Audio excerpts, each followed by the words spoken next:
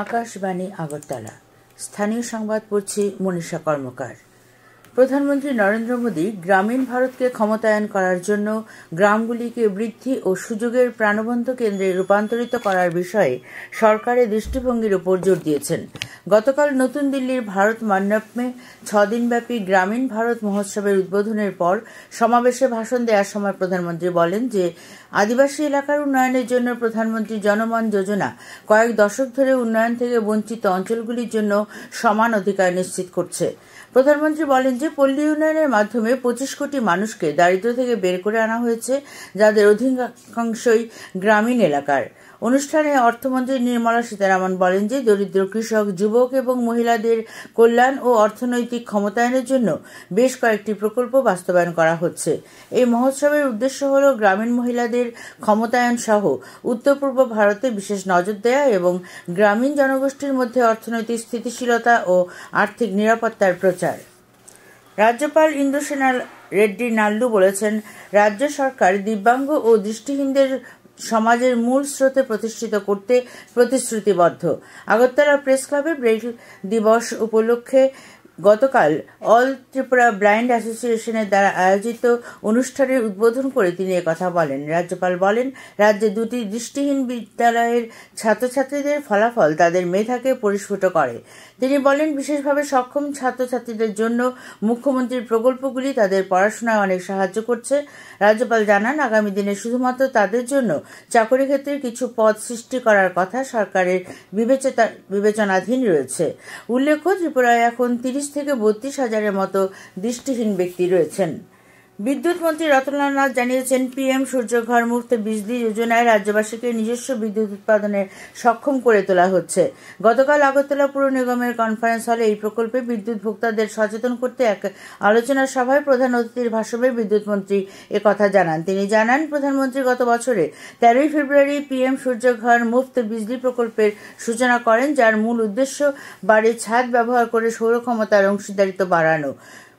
মন্ত্রী শ্রী নাথ আরও বলেন, এই প্রকল্পের সুবিধা 2026 পর্যন্ত পাওয়া যাবে। গ্রাহকদের সুবিধার্থে সোলার প্ল্যান্ট স্থাপনের জন্য সরকার ভর্তুকি প্রদান করছে। এই প্ল্যান্টের মেয়াদ হবে 25 বছর। আলোচনা সভায় বক্তব্য রাখেন আগরতলা পুর নিগমের মেয়র তথা বিধায়ক দীপক মজুমদার। টিআরবিটির পক্ষ থেকে পরীক্ষা নিয়ামক ডক্টর শশাঙ্ক ঘোষ এক বিজ্ঞপ্তিতে জানিয়েছেন, আগামী 4 মে টেট পেপার 1 পরীক্ষা গৃহীত হবে।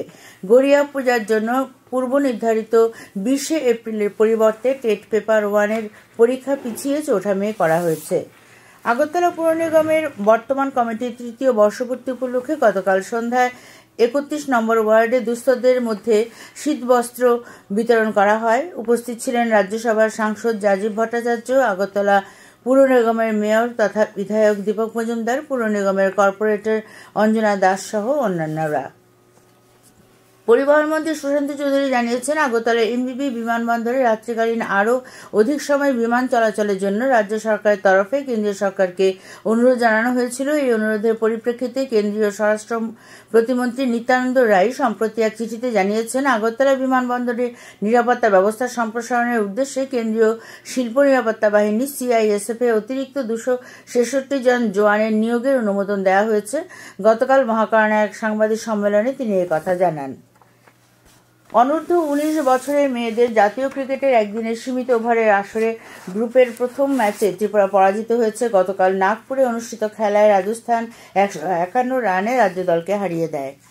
TCA পরিচালিত সদর অনূর্ধ্ব 13 বছরের ক্রিকেট প্রতিযোগিতা গতকাল 4টি খেলা হয়। এতে নরসিংগড় মাঠে ক্রিকেট এগিয়ে চলো সংঘ 251 রানে দশমীঘাট কোচিং সেন্টারকে, নেপকো মাঠে এডিনগর কোচিং সেন্টার 98 রানে তরুণ সংঘ কোচিং সেন্টারকে, BKNV মাঠে শতদল সংঘ কোচিং সেন্টার 9 উইকেটে পোস্টার ক্লাবকে এবং আম্বেদকর স্কুল মাঠে চাম্পামোড়া কোচিং সেন্টার 75 রানে জুয়েলস কোচিং সেন্টারকে পরাজিত করে। এডিসির ক্রীড়া দপ্তরের উদ্যোগে TTAADC সুপার লিগ ফুটবল ম্যাচে গতকাল খুমলুং স্টেডিয়ামে আয়োজিত ফুটবল ম্যাচে সিপাহীজলা টাইগার হিল 2-1 গোলে ঊনকোটি চ্যালেঞ্জ দলকে পরাজিত করে। আজ দুপুর পর্যন্ত আবহাওয়ার পূর্বাভাসে জানানো হয়েছে, আকাশ আজ অংশত মেঘলা থাকবে। সকালের দিকে কুয়াশা ছিল। আগরতলায় আজ ভোরে সর্বনিম্ন তাপমাত্রা ছিল 15 ডিগ্রি সেলসিয়াস, দিনের সর্বোচ্চ তাপমাত্রা থাকবে 26 ডিগ্রির কাছাকাছি। স্থানীয় সংবাদ এখনকার মতো শেষ হলো।